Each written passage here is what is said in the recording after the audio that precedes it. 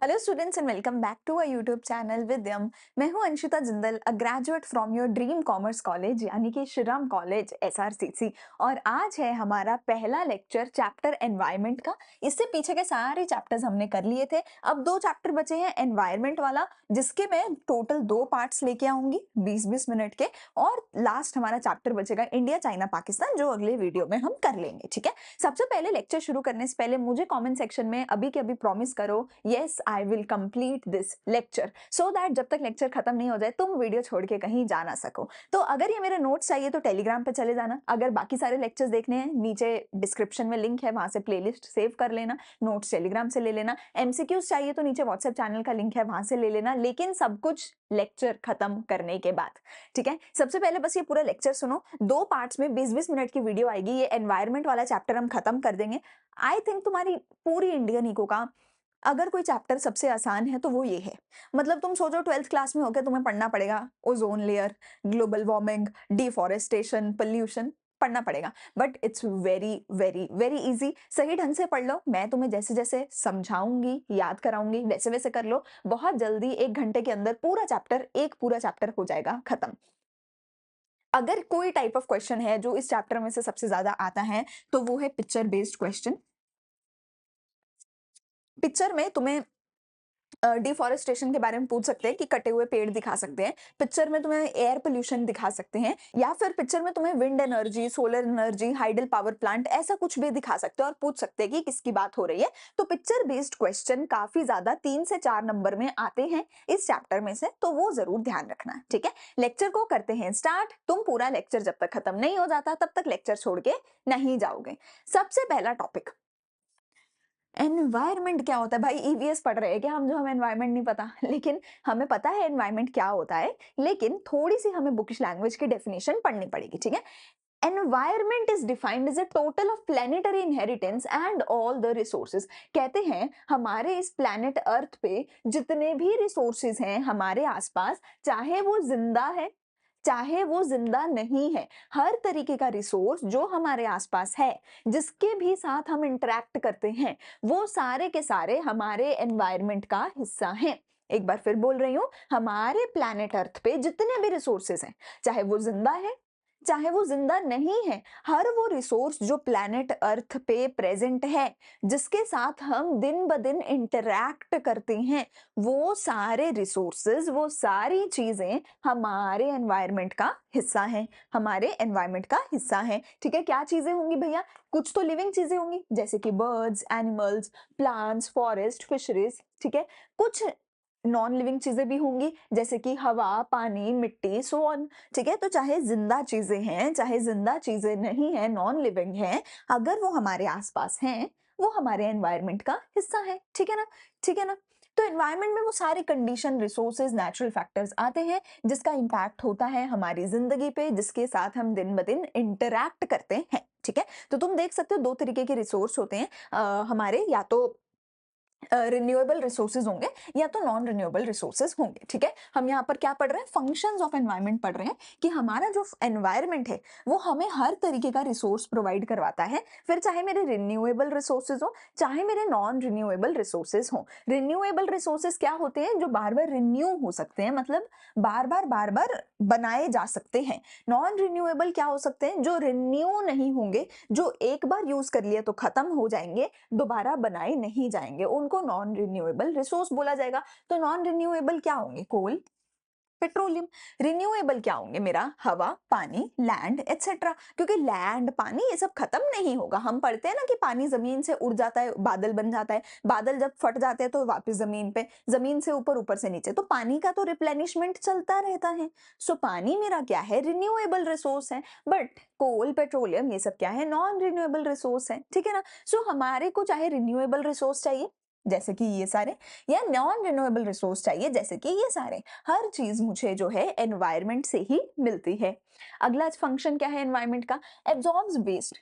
हमारा बेटा जितना भी हम वेस्ट एक दिन में इकट्ठा करते हैं, चाहे हमारा वेट वेस्ट है चाहे हमारा ड्राई वेस्ट है, एनी टाइप ऑफ वेस्ट है, वो कहाँ जाता है? वो एनवायरनमेंट में जाता है। हम तो अपने घर से कूड़ेदान भर के गिर देते हैं, है ना? कूड़े वाले को दे देते हैं। पर भैया जी वो अल्टीमेटली कहाँ जाता है? वो सारा एनवायरनमेंट में जाता है। एनवायरनमेंट उसको अपने अंदर सोख लेता है, अपने अंदर एब्ज़ॉर्ब कर लेता है। किसी भी तरीके का जो भी वेस्ट हम प्रोड्यूस करते हैं, एनवायरनमेंट उसको एब्ज़ॉर्ब कर लेता है, ठीक है? इस पे अभी आगे और डिस्कशन मैं करूँगी बिकॉज़ तुम लोग के दिमाग में आ रहा होगा कि भाई ऐसे कैसे एनवायरनमेंट सारा वेस्ट, हमारे आस-पास तो इतना कूड़ा है, तो एनवायरनमेंट ने उसको तो एब्ज़ॉर्ब नहीं करा। उस पे भी मैं आऊँगी अभी, ठीक है? सस्टेन लाइफ, हमारी जो ज़िंदगी है, जो हम ज़िंदा रह रहे हैं धरती पे, वो हम लाइट, ऑक्सीजन, वाटर, अर्थ, है ना? इन सब चीज़ों की मदद से ज़िंदा रह रहे हैं। अगर ये सब कुछ नहीं होता, तो हम लोग ज़िंदा नहीं रह पाते। तो हमें ये सारी चीज़ें कहाँ से मिली हैं? एनवायरनमेंट से मिली हैं ये सारी चीज़ें। और इन सब के बलबूते पर ही आज हम जिंदा हैं। तो जिंदगी को, लाइफ को सस्टेन करने में भी किसका रोल है? एनवायरनमेंट का रोल है। अगला एक और इसमें पॉइंट तुम्हारी बुक में तुम्हें मिल जाएगा, प्रोवाइड्स एस्थेटिक सर्विसेज। एस्थेटिक यानी कि सुंदरता, है ना? सुंदरता कहाँ से मिलती है? एनवायरनमेंट से मिलती है। मतलब तुम लोग को पता ही है, जैसे अगर तुम सिटीज में रहते हो, तो तुम्हारे लिए छुट्टी का मतलब क्या होगा? पहाड़ों में चलते हैं, बीच पे चलते हैं, फॉरेस्ट में जाते हैं। क्यों? क्योंकि वहाँ पे एनवायरनमेंट जो है, नेचर जो है तुम्हारे आसपास होगा, हरियाली होगी, पेड़ पौधे होंगे, है ना? तो जो एनवायरनमेंट है वो हमें बहुत सुंदर, वो बहुत एस्थेटिक लगता है, और जो कि ओवरऑल हमारी क्वालिटी ऑफ लाइफ को बढ़ाता है, हमारी खुशियों को बढ़ाता है, ठीक है? सो एस्थेटिक सर्विसेज भी एनवायरनमेंट प्रोवाइड करता है, ठीक है? लेकिन जब एनवायरनमेंट में इतना सब अच्छा है, तो भी आज की डेट में एनवायरनमेंट में इतनी प्रॉब्लम्स क्यों है? ऑब्वियसली हमें पता है there are a lot of problems in the environment, ठीक है? क्यों है? जब एनवायरनमेंट में सब कुछ अच्छा है, तो कुछ प्रॉब्लम्स भी हैं। प्रॉब्लम क्या है? Population explosion and advent of industrial revolution, extensive extraction of renewable and non renewable resources, extinction of many resources और पोल्यूशन। देखो, हो क्या रहा है? बहुत सिंपल सी बात है, ये मेरी धरती है। इस धरती की ना एक लिमिट है हर चीज की। ये धरती कहती है, ये धरती, हमारी धरती माता हमें बोलती है कि देखो भैया, तुम्हें कोई भी रिसोर्स चाहिए, तुम्हें मैं दूंगी। तुम वेस्ट प्रोड्यूस कर रहे हो, मुझे दे दो, मैं वेस्ट को भी एब्जॉर्ब कर लूंगी। लेकिन मेरी एक सर्टेन लिमिट है, मैं उस लिमिट पर ही काम कर सकती हूँ। हमारा जो नेचर है ना, नेचर अपने आप काम करता रहता है। जैसे एआई है ना, एआई अपने आप सारे काम कर देता है, नेचर भी अपने आप सारे काम कर देता है। वो खुद ही तुम्हें सारे रिसोर्स दे देता है, खुद ही तुम्हारा सारा वेस्ट भी एब्जॉर्ब कर लेता है। पर वो बोलता है कि मेरी एक लिमिट है। ऐसा नहीं है कि तुम कुछ भी करते रहो और मैं कितना भी करते रहूं, मैं देखता रहूंगा, ऐसा नहीं है, ठीक है? तो पुराने ज़माने में सब कुछ साफ-सुथरा था, क्यों था? क्योंकि पहले पॉपुलेशन कम थी। अब जैसे-जैसे हम आगे बढ़ते जा रहे हैं, हमारी दुनिया की पॉपुलेशन बढ़ती जा रही है, ठीक है? 145 करोड़ लोग तो सिर्फ इंडिया में हैं, है ना? इससे ऑलमोस्ट थोड़े से कम लोग चाइना में हैं, ठीक है ना? हमारे अकेले एक हमारे देश में ही 145 करोड़ लोग ऑलमोस्ट रहते हैं। मतलब पॉपुलेशन बहुत ज़्यादा बढ़ती जा रही है। जैसे-जैसे पॉपुलेशन बढ़ती जा रही है, तो रिसोर्सेज़ की नीड भी बढ़ती जा रही है, और धरती माता कहती है मैं इतने रिसोर्सेज़ नहीं दे सकती। जैसे-जैसे पॉपुलेशन बढ़ती जा रही है, तो हमारे जो वेस्ट हम इकट्ठा कर रहे हैं, वो भी बढ़ता जा रहा है। तो धरती माता कहते हैं मैं एक बार में इतना वेस्ट भी एब्जॉर्ब नहीं कर सकती। तो इसीलिए क्या होता जा रहा है कि पॉपुलेशन बढ़ने की वजह से रिसोर्सेस कम पड़ रहे हैं और वेस्ट बढ़ता जा रहा है, जिसकी वजह से एनवायरनमेंट खराब हो रहा है और हमारी क्वालिटी ऑफ लाइफ भी अफेक्ट हो रही है। पोल्यूशन हो रहा है, क्यों हो रहा है? क्योंकि पॉपुलेशन है। अच्छा, ज्यादा पॉपुलेशन की जरूरतें बढ़ गई हैं, तो उसको क्या चाहिए? अब उसको चाहिए इंडस्ट्रीज, उसको चाहिए मुझे गाड़ियां दो, मुझे बड़ी बड़ी बिल्डिंग्स दो, मुझे फैक्ट्रीज दो। और जब तुम इंडस्ट्री बनाओगे, तो तुम्हें और भी ज्यादा रिसोर्सेज की जरूरत है, और भी ज्यादा वेस्ट एक्यूमुलेट करोगे, तो और बुरी हालत हो जाएगी एनवायरनमेंट की। जैसे पॉपुलेशन बढ़ेगी, वो कहती है कि भैया मुझे रिन्यूएबल रिसोर्स भी ज्यादा चाहिए, हवा पानी ज्यादा चाहिए, और मुझे नॉन रिन्यूएबल रिसोर्स भी ज्यादा चाहिए। एंड अगेन, जब हम इतना ज्यादा एक्सटेंसिवली जो है एक्सट्रैक्ट करने लग जाएंगे रिसोर्सेज को, तो ऑब्वियसली जो रिसोर्सेज है वो खत्म होने लग जाएंगे, और काफी सारे रिसोर्सेज तो ऑलमोस्ट एक्सटिंक्ट हो चुके हैं। काफी सारे प्लांट्स की, एनिमल्स की ऐसी स्पीशीज हैं जो एक्सटिंक्ट हो चुकी हैं।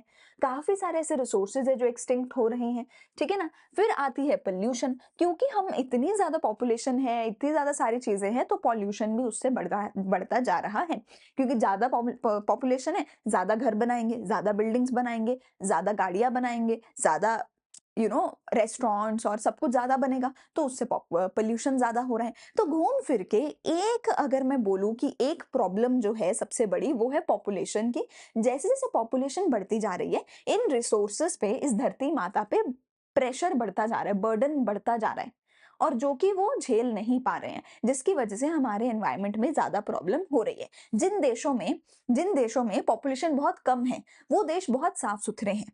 इवन इंडिया में भी जिन सिटीज़ में पॉपुलेशन कम है, वो सिटीज़ बहुत साफ-सुथरी हैं। पर दिल्ली में पॉपुलेशन बहुत ज़्यादा है। तुम देखो मतलब दिल्ली बहुत छोटा है। दिल्ली बहुत छोटा है और छोटे से दिल्ली में कितने 2, 4, 5 करोड़ लोग रहते हैं। So that is the biggest problem कि इतने छोटे एरिया में इतने सारे लोग रहते हैं। तुम पॉपुलेशन डेंसिटी चेक करना, तुम दिल्ली की वर्सेस लेट्स से बॉम्बे की भी कर सकते हो। दिल्ली की वर्सेस तुम केरला की for example population density check करना, ठीक है? तो तुम्हें रियलाइज़ होगा कि भाई दिल्ली में पॉपुलेशन डेंसिटी बहुत ज़्यादा है, जिस वजह से दिल्ली का वो जो सारा एक्यूआई वाला प्रॉब्लम है वो है, ठीक है? सो जैसे-जैसे पॉपुलेशन बढ़ रही है, वो इकलौता सबसे बड़ा रीज़न है सारे एनवायरमेंटल क्राइसिस का, क्योंकि हमारे पास रिसोर्सेज़ लिमिटेड है, वेस्ट बढ़ता जा रहा है, धरती माता ये सब कुछ प्रेशर सहन नहीं कर पा रही है, ठीक है? यहीं पर मेरा एक बहुत इंपॉर्टेंट वर्ड आता है, जो वर्ड क्या होता है? Carrying carrying capacity. Carrying capacity क्या होती है? हमारी धरती माता की, हमारे एनवायरनमेंट की वो कैपेसिटी है, जिस कैपेसिटी पे जो रिसोर्सेज हैं वो जनरेट करे जाते हैं और जो वेस्ट है वो एब्जॉर्ब किया जाता है। कहते हैं कि हमारे एनवायरनमेंट की एक कैपेसिटी है जिसका नाम है कैरिंग कैपेसिटी। वो कैपेसिटी किस चीज की है कि एनवायरनमेंट किस कैपेसिटी पे, किस लिमिट पे रिसोर्स जनरेट करेगा और वेस्ट अब्सॉर्ब करेगा। पहले क्या होता था कि ये कैपेसिटी ज्यादा थी, जनरेट ज्यादा होता था रिसोर्स और वेस्ट ज्यादा एब्सॉर्ब होता था और रिसोर्सेज की जरूरत कम थी और वेस्ट जो है जनरेट कम होता था, वेस्ट कम जनरेट होता था और एब्सॉर्ब ज्यादा हो जाता था। रिसोर्सेज जनरेट ज्यादा होते थे, यूज कम होते थे, क्योंकि पहले पॉपुलेशन कम थी। अब पॉपुलेशन बढ़ गई है और पॉपुलेशन बढ़ने की वजह से क्या हुआ है, नीड ऑफ रिसोर्सेज ज्यादा है।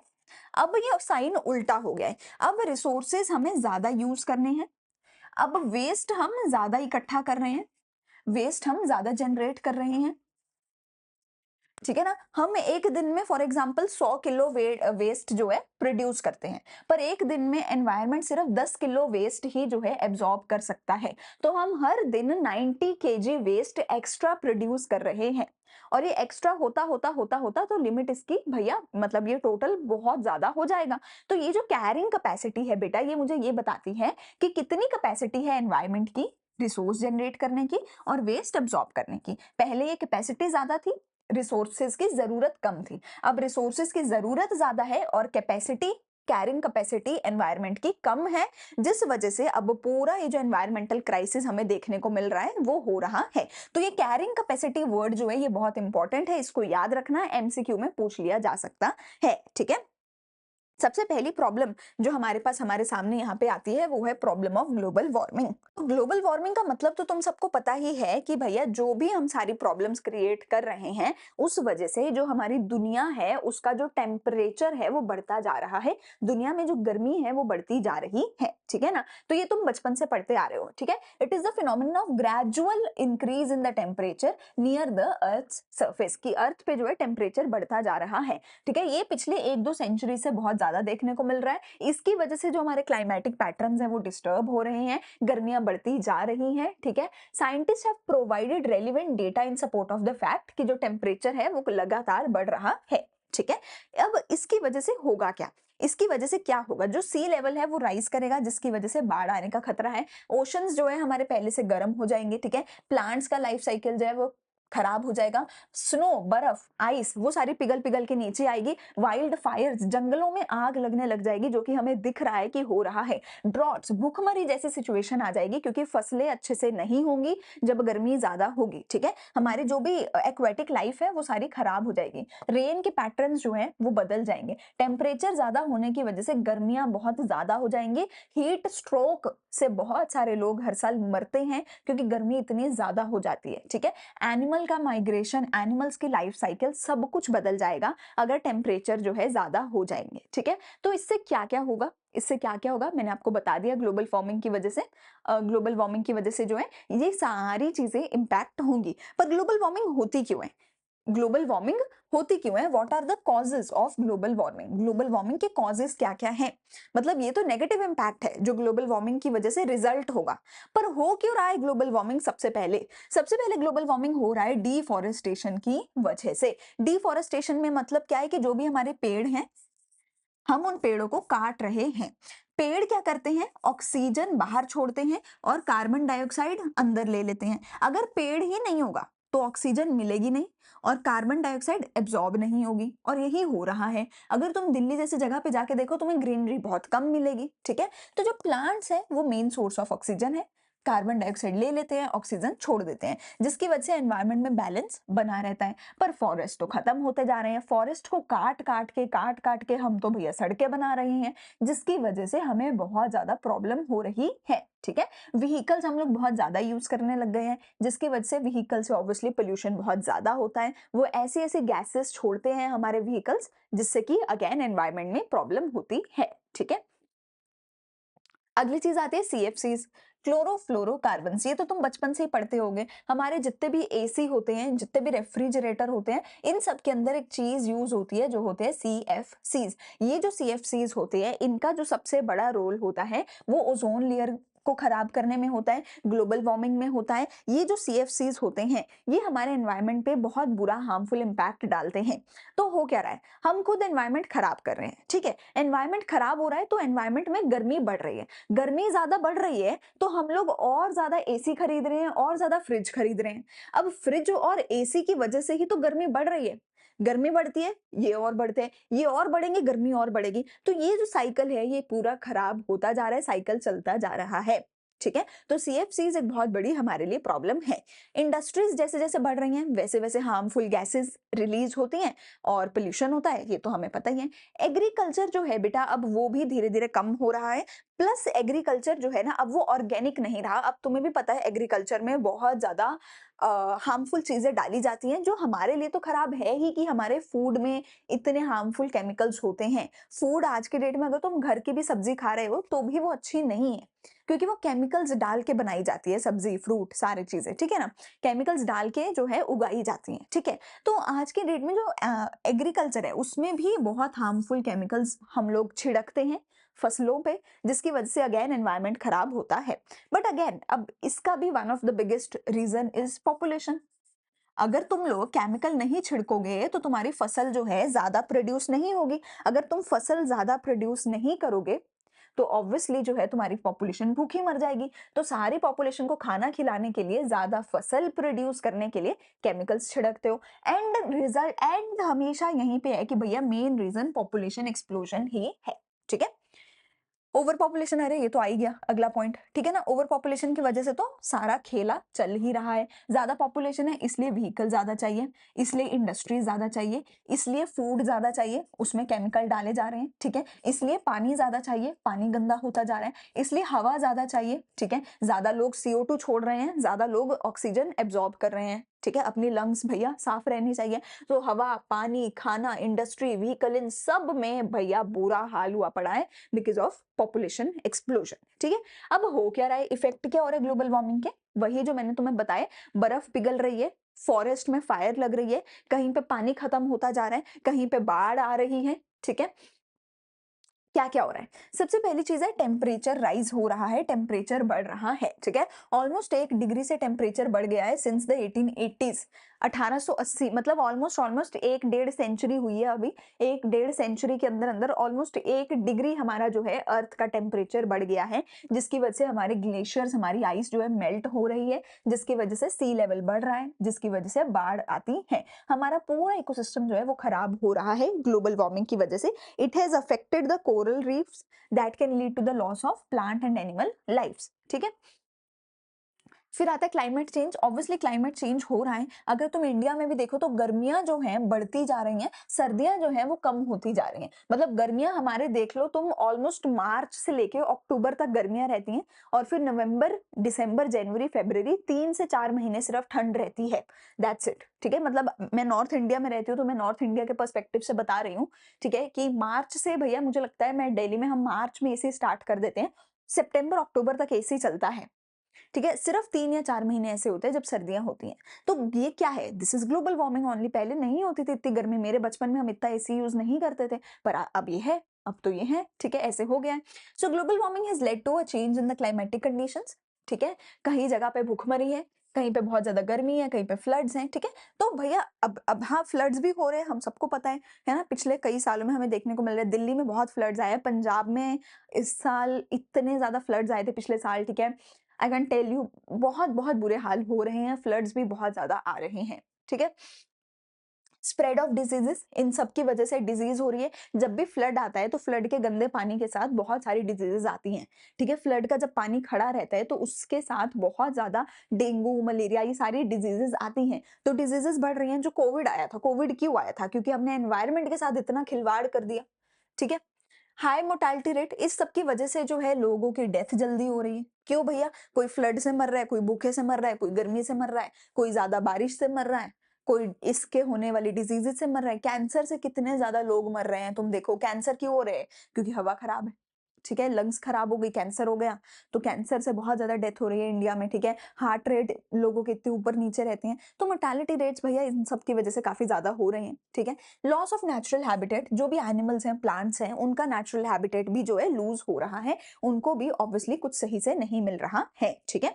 तो ये हो गई अपनी ग्लोबल वार्मिंग। यहाँ पे आज के लेक्चर को हम करते हैं खत्म। हमने आज क्या पढ़ा है कि भैया ग्लोबल वार्मिंग क्या है, क्यों है, एंड कुछ स्टार्टिंग का बेसिक पढ़ा है। 20 मिनट का ये लेक्चर हुआ है। अगले एक और 20 मिनट के लेक्चर में हम इस चैप्टर को कर देंगे खत्म। लेकिन अगर यहाँ तक सुन लिया है तो लेक्चर खत्म करके डन लिख के जाना कमेंट सेक्शन में कि तुमने पूरा लेक्चर सुन लिया है, ताकि मुझे भी मोटिवेशन मिले कि हाँ भाई, मेरी मेहनत किसी के तो काम आ रही है, ठीक है? अगर अच्छा लगे तो लाइक, शेयर एंड सब्सक्राइब जरूर करके जाना। एंड पार्ट नंबर 2 देखने के लिए तुम ऊपर यहाँ पे क्लिक कर सकते हो, अगला पार्ट तुम्हें मिल जाएगा। हम मिलेंगे अगली वीडियो में। अच्छे से पढ़ाई करते रहो। Thank you, bye bye.